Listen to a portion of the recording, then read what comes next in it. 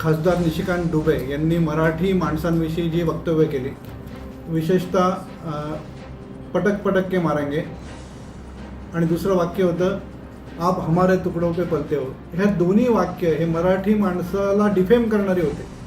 आणि नाशिकचे नवनिर्माण सेनेचे सिटी चीफ सुदाम कोंबडे यांनी संपूर्ण मराठी माणसांचा रिप्रेझेंटेटिव्ह बनून त्यांना एक नोटीस पाठवली होती की आपण हे वाक्य मागे घ्या, माफी मागा, आम्ही तुम्हाला 15 दिवसाची वेळ देतो. परंतु दुबेंना रीतसर नोटीस पोचली, त्याचा अहवाल आमच्याकडे प्राप्त झाला.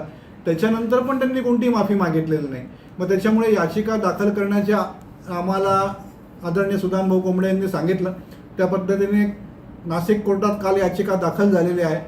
भारतीय न्याय संहितेच्या 356 जे डिफेमेशन सांगतं आणि 352 ज्याच्यामध्ये कम्युनल हेट्रेट क्रिएट केला त्यांच्या वाक्यांनी, म्हणजे मराठी विरुद्ध बिहारी, मराठी विरुद्ध यूपी, मराठी विरुद्ध हिंदी, असा काहीतरी भांडण लावायचा प्रयत्न केला.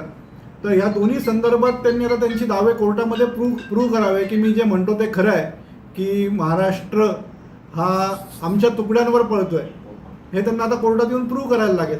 आणि त्यासाठी आता कोर्टात दावा दाखल झालेला आहे. पुढे काय आता पुढे आमचं आर्ग्युमेंट्स माननीय न्यायमूर्तींसमोर होईल. त्याच्यानंतर इश्यू ऑफ प्रोसेसची ऑर्डर होईल, त्यांना समन्स निघेल आणि नाशिकला उपस्थित राहावं लागेल.